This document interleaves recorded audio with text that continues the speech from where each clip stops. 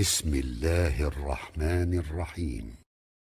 از خدا جوییم توفیق ادب، بی ادب محروم ماند از لطف رب.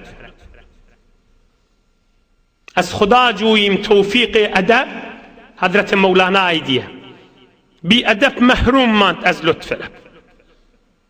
İlunun içinde de bu tohra adamları görüyensiniz, eşitiyorsunuz, yönü gezip görse de olacak da şu ödünün tahsilatı bilen, ya ödünün mediriği bilen, ya ödünün puluna, ya ödünün avadallığına, ya ödünün sağlığına, ya ödünün bir heykeline, avadallığına dayanıp bir edepçilik kepleri Resulullah Aleyhisselatü Vesselam'ın mübarek hakkında, ya Kur'an'ın hakkında, ya hatta Allah Teala'nın azamatının varan bir edepçiliği edip bir güldürecek bolup ya öz kepler aydiyandır. Şola adamları gözleyip görün, basım akıllan çaşıyandır şolar. Hakılsızdır şolar. Ol da akıllan çaş değerli ol kespirin nel ha. Bir forum öz haklı bayi alır. Yönü şola adam bir samaklap, paçovlap, avval kızadı var şola adam. Öz oğlunun şoğu, öz hileğinin gözünü anlık barpatın basım yigrencidir şola adam. Gözleyip görün, dinin azametinin beraberine bolayan zattaş. Peygamberimizin mübarek edebinin beraberine bir edepçilik etiyen adam mı? Hakıllan çaşar. Hakıllan çaş değerli olurluk görün de ha. Önkü şart işin nedir? Önkü cayin nedir? Önkü defterine oturan mı olsun ha? Emme ödü bir samsıklıkta, bir edepçilikte, bir terbiyetlikte, bir ahlaksızlıkta sonra kepler katışıyandır. Ödünün yoldaşlarını da yigrencidir. Adamla yönü gülüşecek bolup taşın altalar ha. Yönü çıksın keyif edip şun taşın oturmar hiç vakit. Zinan olan şonun önüne de yigrencidir.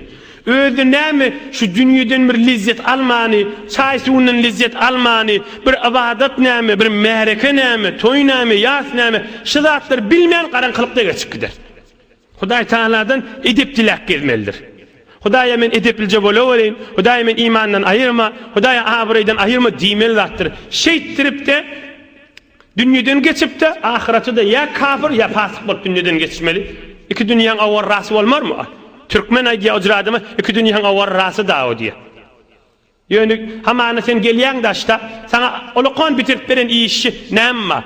Nem bir ahun bir tovardatlar yazıptır o bir tovardatlar diye bir atla. Muhammed Peygamber Aleyhissalatu Vesselam'ın olukon avudan yaşayışı. Aydilyen gurrunlar mübarek Resulullah'ın aydiyen sözleri. Bu zatla Allah'ın kelamı. Bir aydilyen gurrunlar, dünya ve ahiret saadet gurrunlar. O zatla kellehine gelene, kellehine gelmeyende yönü bir edepçilik, bir hormatçılık, bir edep, bir terbiyet, bir nurun beraberine kepleye, onun için ya hakıllan çaşığırlar, ya halkın gözünden kaçığırlar, şeytirip dünyadan meriz olup dünyadan geçip gitmeli. Ama Türkmen iki dünyanın avarrası deyivay diye. Ama edebin içinde, hormatın içinde, Müslümançılığın içinde özünü yap getip biren adamı var. Ona Türkmen näme diye? İki dünyası abada adam diye. Ona Türkmen iki dünyası abada adam diye. Hudaý Taala ilmun içerliğiniz bilen iki dünyası abaddan moladınız inşallah. برای مشاهده ویدیوهای بیشتر به کانال یوتیوب سخنرانی‌های علماء ترکمن سر بزنید، مشترک بشید و منتشر کنید، اجر ببرید.